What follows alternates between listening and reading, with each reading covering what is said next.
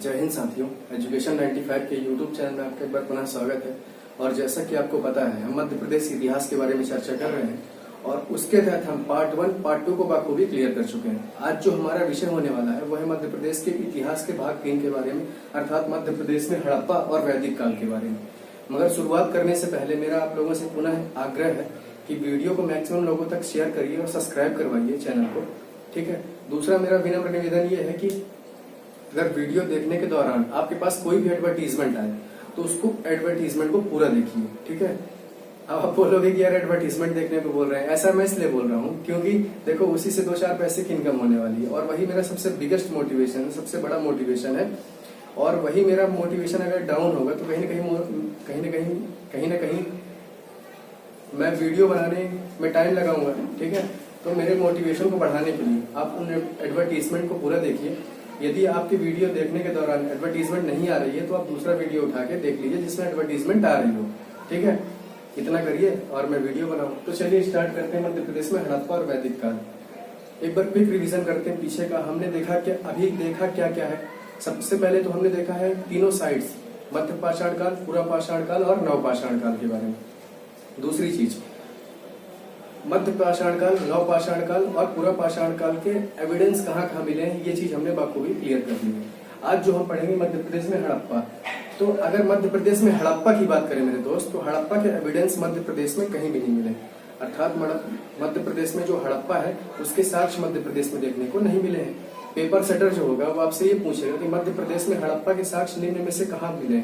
Option दे सकता है वो आपको भोपाल, इंदौर, ग्वालियर, है ना, या रीवा, और लास्ट ऑप्शन हो सकता है निम्न में से कोई नहीं। तो आप हमेशा और हमेशा यही टिक करोगे मध्य प्रदेश में हड़प्पा के साक्ष्य कहीं भी नहीं मिले मध्य प्रदेश में, राइट।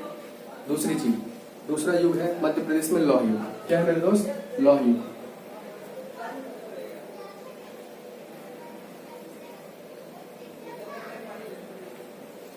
तो अगर लौह युग की बात करें तो सबसे पहले तो आपको समय का याद रखना है कि मध्य लौह युग का समय कितना है। तो लौह युग का जो समय है वो है 1000 BC से लेके 600 BC। 1000 BC से लेके 600 BC। पेपर सेटर पूछेगा आपसे कि लौह युग का समय काल कितना है, तो आप उनको बताना 1000 BC से लेके 600 BC। अब लौह युग मध्य प्रदेश में कहाँ देखने को मिला है, इस चीज को जानिए। तो लौह युग का जो प्रभाव देखने को मिला है मध्य प्रदेश में कुछ उत्तरी भारत में, ये वाला इलाका, यहाँ पे मध्य प्रदेश में लौह युग के साक्ष्य देखने को मिले। अर्थात भिंड, मुरैना, श्योपुर, ग्वालियर, इन जगह पे मध्य प्रदेश में लौह युग के साक्ष्य देखने को मिले हैं, ठीक है। मैं लिख देता हूँ, भिंड, मुरैना, ग्वालियर, ठीक है। यहाँ पे मध्य प्रदेश में लौह युग के साक्ष्य देखने को मिले। अब लौह युग में देखने को क्या मिला भाई साहब? देखने को यहाँ पे ये मिला कि लोहे के बर्तन मिले हमको, और लोहे के बर्तन में चित्र बने हुए थे, है ना। सरल भाषा में आप समझ सकते हो कि चित्रित प्रतिभांड मिले, मृदभांड, चित्रित प्रतिभांड मिले मध्य प्रदेश में। कहाँ से? भिंड, मुरैना और ग्वालियर से, उत्तरी क्षेत्र में, ठीक है। ये वही बात मध्य प्रदेश में लौह युग के बारे में। अब देखते हैं मध्य प्रदेश में महापाषाण संस्कृति।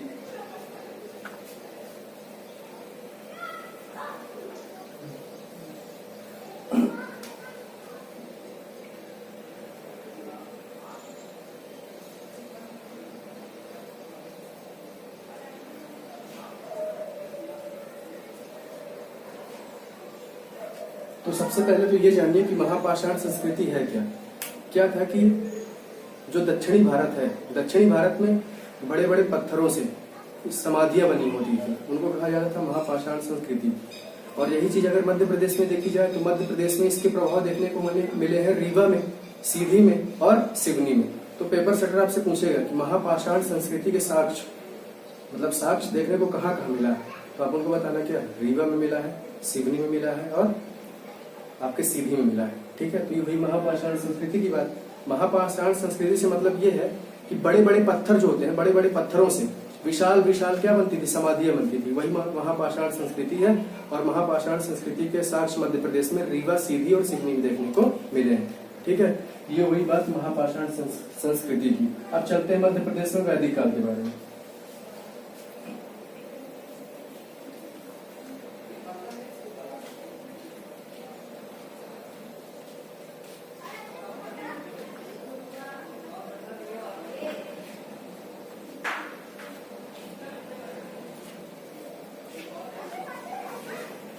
तो अगर वैदिक काल की बात करें मेरे साथियों, तो वैदिक काल एक समय काल था जहाँ पे आर्य रहा करते थे। क्या रहा करते थे? आर्य।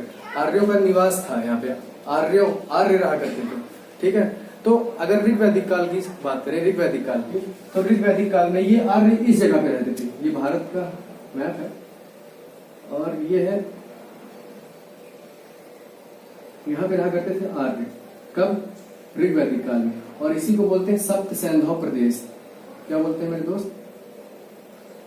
सप्त सैंधव प्रदेश। तो ये यार यहाँ पे रहा करती थी ऋग वैदिक काल में। ठीक है, और ये नदी है आपकी गंडक।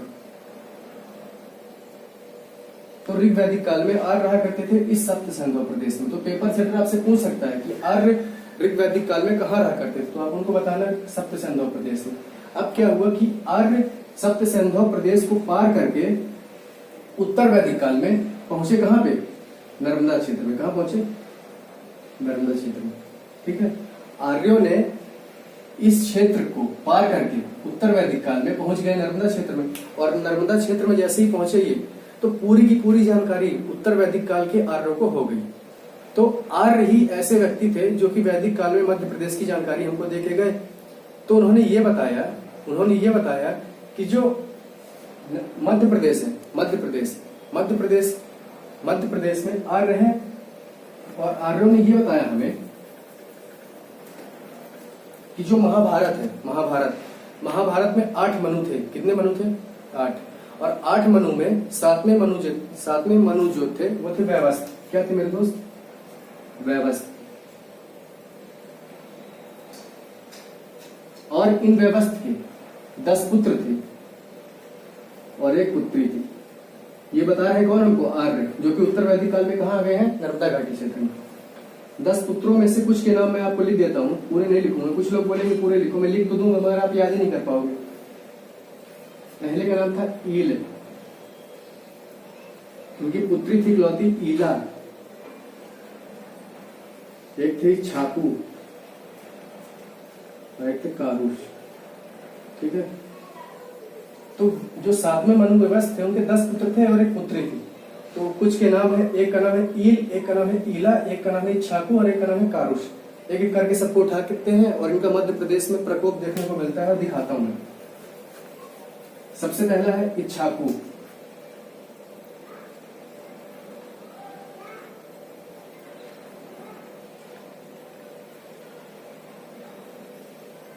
ठीक है, तो अगर इच्छाकू की बात करें मेरे दोस्त, तो इसके जो संस्थापक थे वो स्वयं इच्छाकू थे।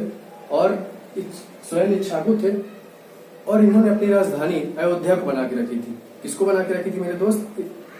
अयोध्या को। और इनके 3 पुत्र हुए। कितने पुत्र? 3 पुत्र और 1 पुत्री। और ये रहा करते थे दंडकारण्य के पठार में। दंडकारण्य के पठार में, जो कि अब सीजी में पड़ता है, छत्तीसगढ़ में, है ना। ये रहा करते थे। और इनका सबसे बड़ा पुत्र था निमि। इच्छाकू का सबसे बड़ा पुत्र क्या था? निमि। 3 पुत्र में सबसे बड़ा पुत्र निमि। और निमि के बाद आए इनके पुत्र राजा। इनके पुत्र आए राम, भगवान राम। ठीक है, राम आए। और राम के बाद इन्हीं वंश में एक व्यक्ति पैदा हुए। नाम था उनका क्या? मानधाता। इच्छाकू वंश की बात चल रही है, मानधाता। और मानधाता एक ऐसे व्यक्ति थे जो कि इच्छाकू वंश के सबसे प्रतापी शासक थे। तो पूछा जाएगा कि इच्छाकू वंश के सबसे प्रतापी शासक कौन थे, तो आप बताना क्या? मानधाता। मानधाता एक ऐसे व्यक्ति थे जो आते ही इन्होंने नाग शासक रहा करते थे। तो नाग शासक की पुत्री थी, नाम था उनका क्या? रेवा। तो रेवा से विवाह कर लिया किसने? मानधाता ने। और रेवा से विवाह करने के बाद उनको नर्मदा की उपाधि दी। तो पूछा जाएगा कि मानधाता ने किससे विवाह किया, तो आप उनको बताना कि मानधाता ने नाग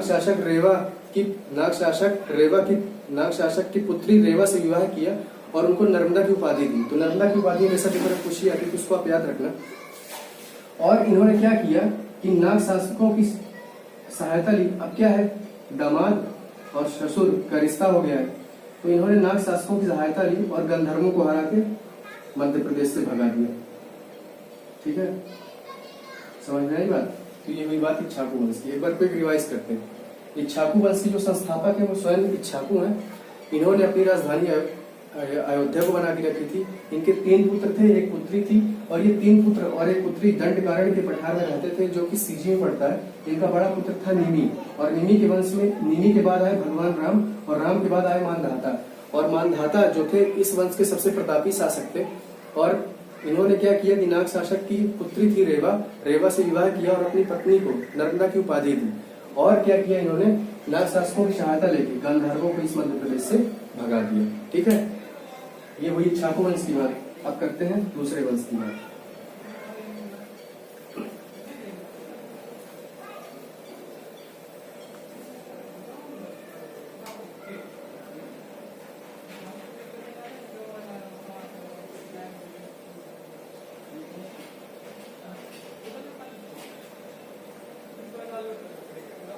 ये इक्ष्वाकु हो जाता है। ठीक है, दूसरा है कारुष। अगर कारुष की बात करें तो कारुष भी क्या है, अपने इस वंश के स्वयं संस्थापक हैं। ठीक है, कारुष जो थे इन्होंने कारुष वंश जो था इनके संस्थापक क्या थे, स्वयं कारुष थे। और कारुष का जो क्षेत्र था वो था पूर्वी बघेलखंड, ये वाला इलाका। यहाँ पे थे कौन, आपके कारुष, और कारुष यहाँ पे रहा करते थे पूर्वी बघेलखंड पे। ठीक है, और ये व्यवस्थ के 10 पुत्रों में से एक थे। तो अगर एमपीपीएससी यहाँ से सवाल पूछेगा कि कारुष वंश को डिफाइन करिए, तो आप उनको बताना कि कारुष वंश के जो संस्थापक थे स्वयं कारुष थे। कारुष व्यवस्थ के 10 पुत्रों में से एक थे। जो इनका क्षेत्र था वो पूर्वी बघेलखंड, मध्य प्रदेश का पूर्वी इलाका जो था, यहाँ पे कारुष रहा करते थे। ये हुई कारुष वंश की बात।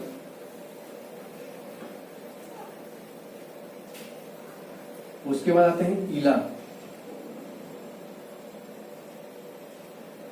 ईला, तो अगर ईला की बात करें तो ईला इनकी एक पुत्री थी। व्यवस्थ की क्या थी, एक पुत्री थी, इकलौती पुत्री थी। दूसरी चीज, अगर ईला की बात करें तो ईला का जो इलाका था वो पूर्वी बुंदेलखंड था। क्या था मेरे दोस्त, बुंदेलखंड, ये वाला इलाका। यहाँ पे रहा करते थे ईला। ठीक है, तो ईला का जो क्षेत्र था वो था पूर्वी बघेलखंड। और इनको एक पुत्र पैदा हुआ, नाम था उसका पुरुरवा। क्या नाम था मेरे दोस्त, पुरुरवा। और पुरुरवा के ही वंश में एक व्यक्ति पैदा हुआ यादव वंश का, उसका नाम था क्या, है। क्या नाम था मेरे दोस्त, है। ये बड़ा इंपॉर्टेंट है, अक्सर पेपर में पूछा जाता है। तो ईला के बारे में बात करें अगर, तो ईला जो थी, ईला व्यवस्थ की 10 पुत्रों और एक पुत्री में एक थी। अगर ईला के साम्राज्य की बात करें तो पूर्वी बघेलखंड अर्थात ये वाला इलाका, यहाँ पे कौन रहती थी, ईला। और ईला का एक पुत्र पैदा हुआ पुरुरवा। और पुरुरवा के वंश में ही एक व्यक्ति आए, एक वंश आया लास्ट में, जो कि यादव वंश की एक शाखा थी।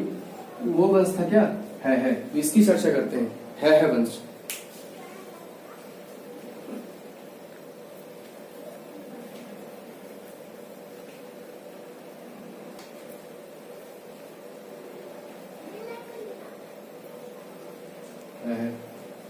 अगर है की बात करें, है की, तो है की जो है वंश के जो संस्थापक है वो स्वयं है।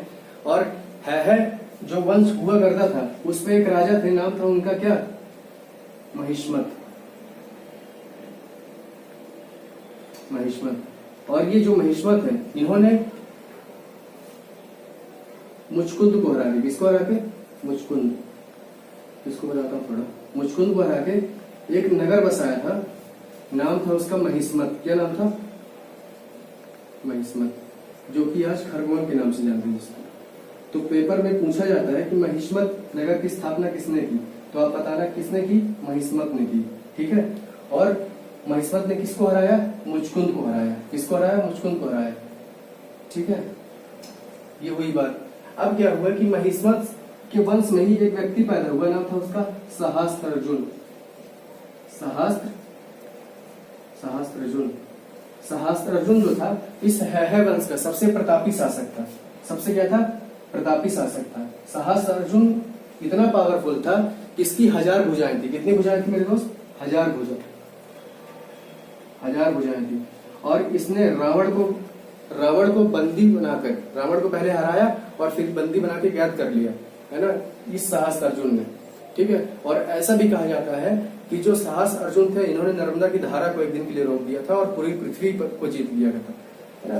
तो पूछा जाता है कि है वंश का सबसे प्रतापी शासक क्या है, तो बताना साहस अर्जुन। और अगर साहस अर्जुन के बारे में लिखने को आ जाए तो अब लिख देना कि सबसे बड़े प्रतापी शासक थे, है ना। इन्होंने नर्मदा की धारा को रोक दिया था, समस्त पृथ्वी को जीत लिया था, इनकी 1000 भुजाएं थी। अगर एमपीपीएससी ऐसा सवाल पूछेगा तो ऐसा आप लिख सकते हो, ठीक है। दूसरी चीज, महिष्मत जो महिष्मत है, इस वंश के जो राजा है महिष्मत है, इन्होंने मुचकुंद को हराया। मगर सवाल ये कि भाई साहब ये मुचकुंद कौन है, तो मुचकुंद जो है वो मानधाता जो कि इक्ष्वाकु वंश के एक राजा थे। तो मानधाता का पुत्र क्या था, मुचकुंद था। मानधाता का पुत्र क्या था, मुचकुंद।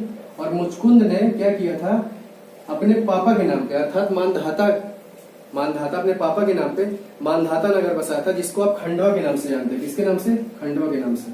तो पेपर वाला आपसे पूछेगा कि भाई साहब जो खंडवा है उसकी नींव किसने डाली थी, तो आप बता देना उसको कि मुचकुंद ने अपने पिता के नाम पे इस खंडवा शहर की नींव डाली थी, अर्थात मानधाता की नींव डाली थी।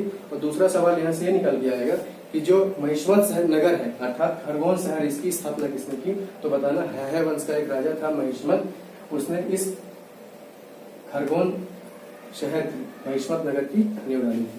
तो ये हुई बात मध्य प्रदेश में हड़प्पा, मध्य प्रदेश में लौह युग, मध्य प्रदेश में महापाषाण संस्कृति और मध्य प्रदेश में वैदिक काल, ठीक है। अगले वीडियो में हम चर्चा करेंगे मध्य प्रदेश में महाभारत और रामायण काल के बारे में, ठीक है। इसी के साथ थैंक यू सो मच।